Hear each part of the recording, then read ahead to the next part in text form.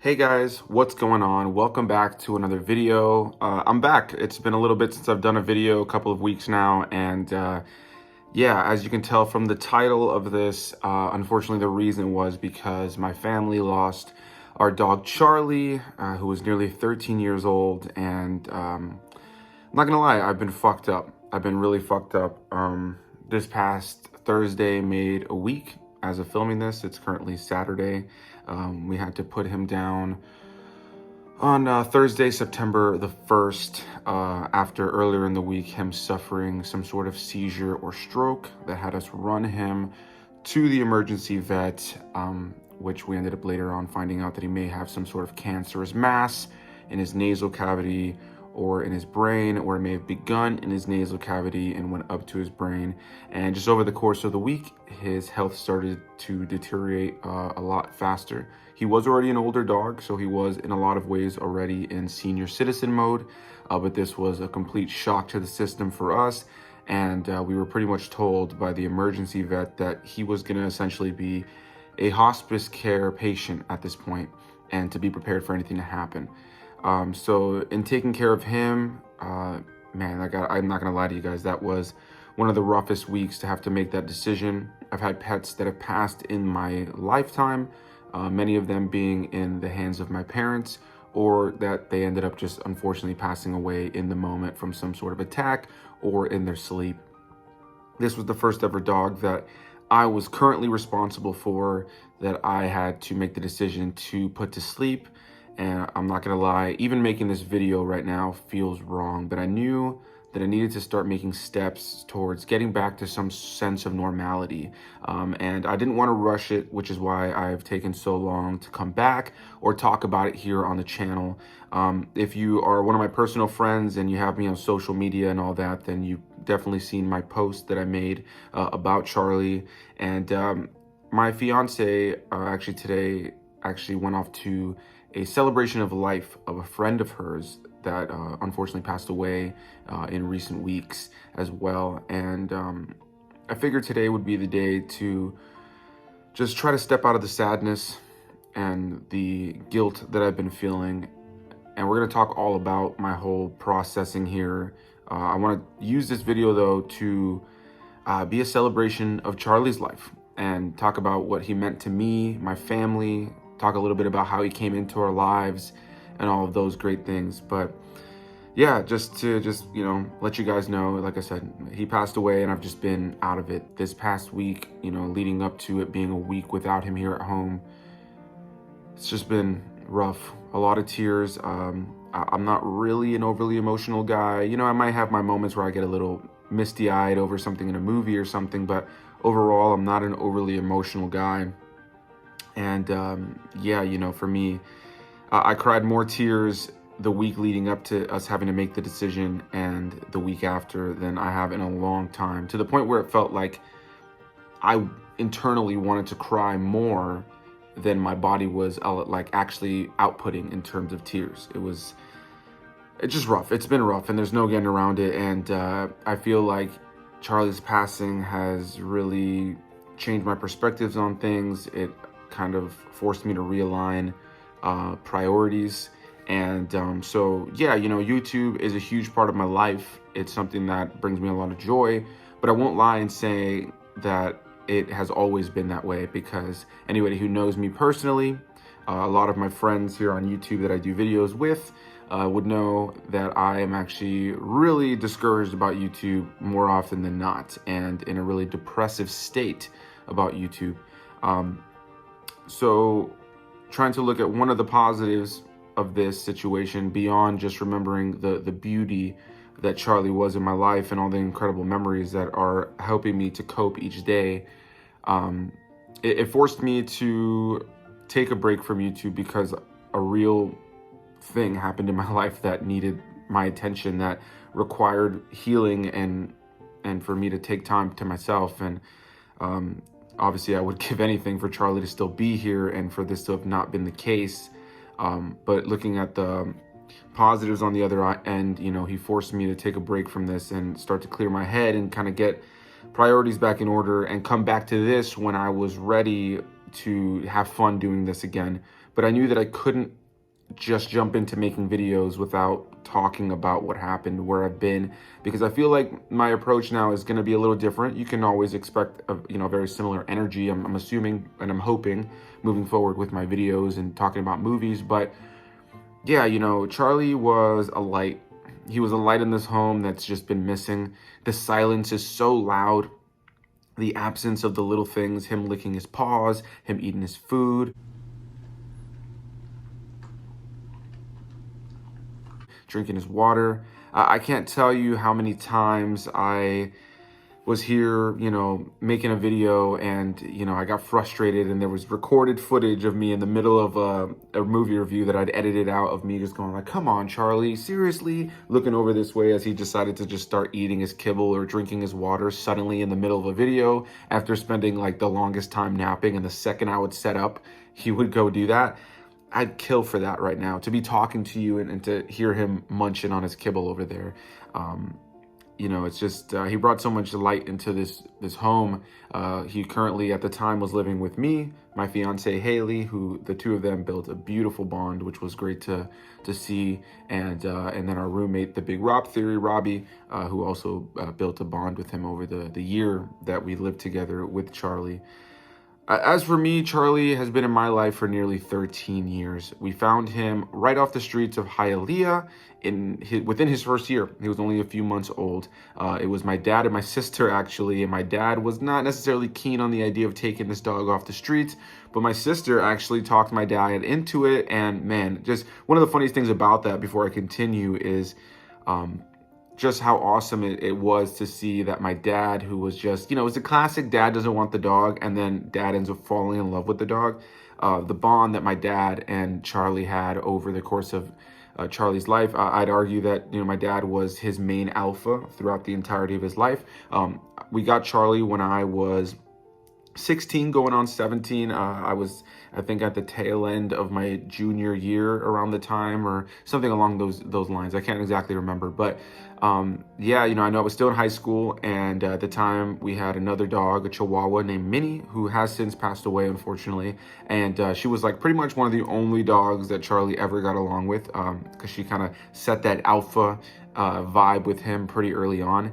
And yeah, so Charlie lived with my dad's family. My parents are divorced, and so I had pets at my mom's house and pets at my dad's house. And I'd go to my dad's house, and there was Charlie, and him and I always just had the greatest bond. Him jumping up to my chest, putting his feet on my chest, and he was a big boy. He was a mix of a German Shepherd, Chow Chow, and Lab, or at least that's what they say. He was the sweetest guy, super, super sweet with people. I mean, anybody who walked through the door, once he gave you a sniff and, you pet him once, he was pretty adamant on you petting him consistently after that. He was just such a nice guy, and just the sweetest friend that you could ever have. He was also, very protective, and there was a lot of times that this sweet guy would turn into a vicious animal towards anybody that he ever felt was a threat. Sometimes he would definitely put us into embarrassing situations as his owner whenever he would see another dog or something like that, because he'd put on a show. He would definitely put on a show. But man, he was just the sweetest, and anybody who knew him had positive things to say about him.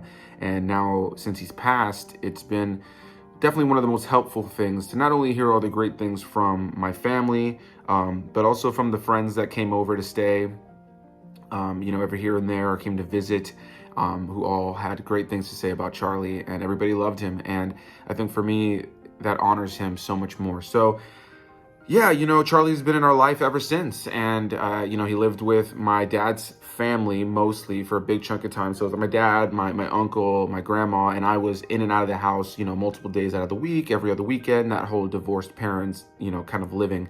And then as I became an adult, I spent more time over at my dad's house. I lived there at my dad's house for a little bit as well for a brief period of time. And so I was with Charlie a lot throughout his 13 years. But then there was a little window of time where I moved up to Orlando, and my family down in Hialeah was down there, and I would just see Charlie a couple times a year as I'd go to visit.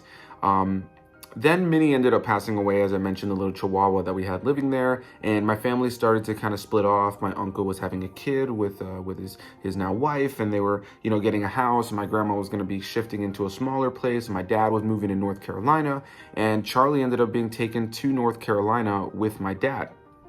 And yeah, so he was out there with my dad, and it was, great to know that he was with my dad out there. And, I love Charlie, but, I recognized that my dad was his main alpha, even though him and I had a great bond. I could think back to so many days that my dad would take Charlie on a walk, and Charlie would be like, as soon as they came home, he'd just book it through the house straight to my room. Any other time I wasn't there, he'd go straight to the kitchen, where he kind of had like a setup with like a gate that wouldn't let him like roam the house in the middle of the night. And my dad would always put him in there, and with his water and his bed and all his setup. But Charlie, whenever he knew I was home, would book it to the back, straight to where my room was, and just sit planted next to me. And my dad would always get a kick out of it. He would try to see if he'd get Charlie to come with him, but he would just pull his head back, and he was just not having it. But he knew that later on I'd put him in his little section in the front of the house and all that stuff. But yeah, we always had this little, I guess, rebellious relationship, him and I. My dad and my grandma weren't really keen on letting Charlie on the bed or the couch, but I would let him do so. So I think he knew he can get away with things with me. But one day, and everything kind of worked out perfectly. One day when Haley and I had moved into our own place, we ended up getting a little puppy. It was probably one of the most rash decisions that we've ever made, and we kind of pride ourselves on being individuals who are not very rash. But we got a puppy, and about a week and a half into it, we realized, just sleep schedule wise and time that we had and work schedule, that we weren't going to have the ability to truly care for this puppy and raise him and train him in the way that we were really hoping for. And that's where we really realized that we made a rash decision. Thankfully, we did find him a home. We didn't just give him up or send him to a shelter or anything. We went through an organization that found him a home shortly after. He was literally only a few months old. It broke our heart to do so, but I was happy to know that we got him a home through this nice organization, this no-kill shelter that helped us actually navigate a path to getting him straight to a home, which was pretty great. And everything worked out perfectly, because just a couple of weeks later, my dad calls me and says, "Hey, I've got so much going on with work, and I just wanted to know if you guys would be interested in taking Charlie, so that he's not alone nearly as often, and that he always has people with him, and all that great jazz." And so we said, yeah. And so for the last 2 years and a few months, Charlie has been living with my fiance and I. It was beautiful to see them build a bond, because here's this childhood dog who instantly was, attached to me, and we just changed where he's living, and he's not with my dad anymore. He's going through a little bit of an overwhelming phase at first. But yeah, then it was great to see the bond that he built with my fiance, Haley, and almost like this motherly bond that he had with her now, because she just loved him and gave him so much, affection and cuddles, and she's just that kind of person. And so she just gave him so much love. And so to see him kind of shift that viewpoint of me as like his alpha, kind of like, I guess, person in the house, but then for them to have almost this best buddy kind of relationship was amazing. I'd come home and they'd be snuggling in the bed, and she'd be giving him these little treats that he's never had before, things like strawberries or certain berries in general. She didn't give him too many of them because they're not the greatest for him, but like seaweed snacks, that he loves seaweed and different things like that. And there's just so many fond memories I have of seeing them build their relationship. And yeah, so just to catch you up, he's been with my family now up to this point, this entire time, or like throughout his whole life, and he's been with me and my fiance, and now Rob, for the last little bit. And in this last year, his health just started to deteriorate. We knew that he was, getting into senior citizen mode, and that it was gonna be a rough patch somewhere down the line. But for all intents and purposes, he was pretty normal just a couple of weeks ago. And unfortunately, after having this seizure/stroke, his health just started deteriorating, and we had to make a decision. And I've just been distraught, man. I've been distraught. I've been lost. I've been in a wrong mental state. And I've been living with a lot of guilt. And one thing that a lot of people feel when they have an animal pass is a guilt around the idea of them having to put them down, or that they feel like they didn't do enough for their animal. Thankfully, I've been able to realistically come to terms with that part of things. For me, I recognize and I know, I wouldn't have made this decision rashly. I, wanted to hold on as long as we could, but we could just tell he was in pain. He was uncomfortable. His quality of life had dropped immensely, and we had to make the decision that was best for him to not suffer another seizure or stroke and possibly pass away when we weren't home, alone. Whereas in this case, we thankfully got a whole week off from our jobs to say goodbye to our best friend, love him to the very end, and say goodbye on our terms while he still had a little life in him, while he was able to properly say goodbye to us. And in a lot of ways, I feel like he knew it was coming. And there was just times where he looked in my eyes where it just felt like he was telling me, like, I'm tired, you know, I've run my course. It was hard, and I'm not gonna lie, even talking about it right now is super difficult, and that's why it's taken me over a week since his passing to speak on it here on camera, because I just feel like had this been even a few days ago, I probably wouldn't have been able to keep my composure in terms of tears. But I do recognize that anytime I go into a crying fit about him, talking to my fiance, talking to the Big Rob Theory, my dad, my family, my friends, my coworkers about him and all the beautiful memories I have with him, how goofy he was, how silly he was, how much fun he was, what a big heart he had. It just reminds me to continue to celebrate him. So I want to use this video not only as a reason to talk about what happened and talk about the tragedy of it, but also to celebrate Charlie. He was a light in our lives, and something I keep trying to remind myself is he lived, you know, right in the middle of the expectancy, a year expectancy of the different breeds that he was. You know, he easily could have gone sooner, but he gave us a long, beautiful life. And so many dogs, you know, live in shelters or are, you know, killed on the road, that are strays all the time. And here's this little guy that we were able to take right off the streets within his first year of life, and give him a really beautiful life with a bunch of people that loved him. And even though he bounced around a little bit near the end, he always stayed within the family with people who loved him. He always got visited or was able to go and visit people that were still in his life from the past. And he always just brought so much joy to everybody. So much of us, or so many of us, are just heartbroken by his loss.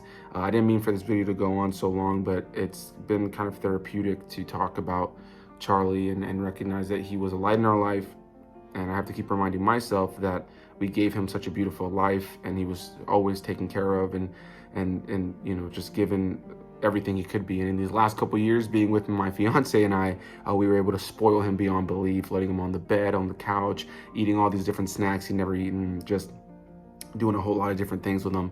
But I know that there was all the different chapters in his life with the different people he was mainly with, brought new big experiences and fun things for him, and family and sense of community. And he always just wanted to be involved. That was definitely the hardest part, and it still is the hardest part. Anytime my fiance and I would hug each other here at home, he would instantly get up and squeeze himself in the middle. And it's hard to hug each other now at home and expect that and not really get it, you know. I miss his breathing. I miss his nails tapping on, you know, tile or hard flooring. I miss him chasing rabbits or other dogs. I miss hearing his bark. I miss even being woken up randomly at 3 a.m. because he's got to take a shit or something, you know. Oh, man. Charlie, I love you, bud. And I just thank him and just thank him for all the years of joy that he brought us, you know. And I just have to remind myself of that on a daily basis as I still go through this healing, as I still grow, as I still realize that it's just a tough situation. It's just I have to give myself time to heal. Even doing this right now, I never wanted it to feel like I was rushing to make another video. But I knew that with time now that it's been over a week, that one of the big things I keep reminding myself is I feel like I'm seeing signs of him in places now, little things that I'm noticing that I definitely feel are him. And I just want to remind myself always that if he was here, he would only be trying to make us happy. And if things were making us sad, he always could tell.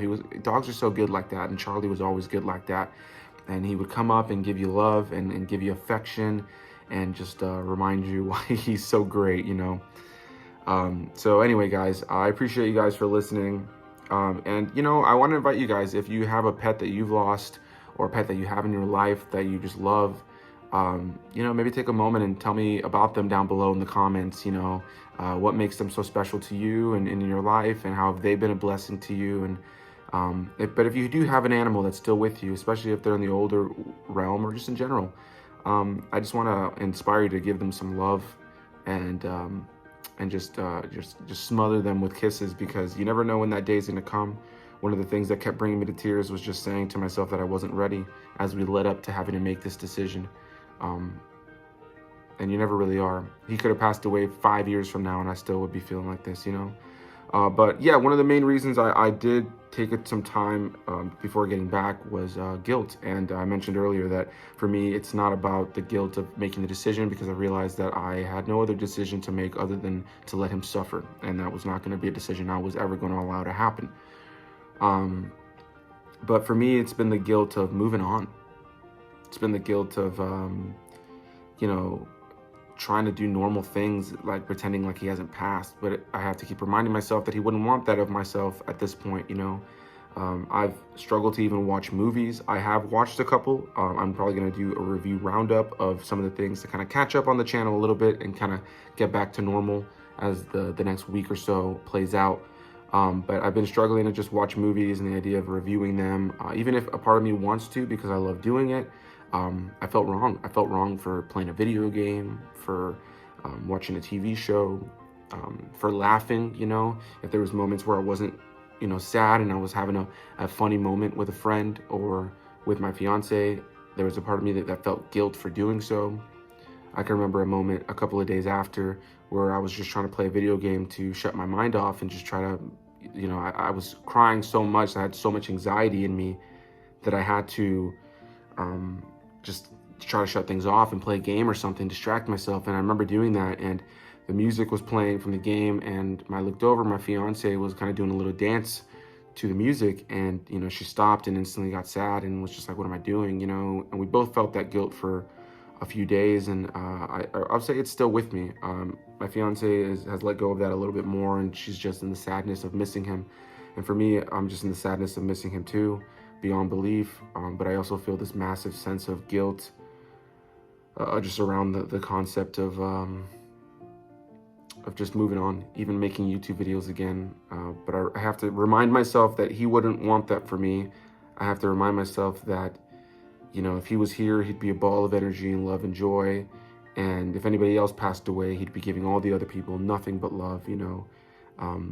So yeah, it's heartbreaking, and it's gonna be, you know, interesting diving back in, you know. I was gonna say dipping my toes, but diving my toes, I guess.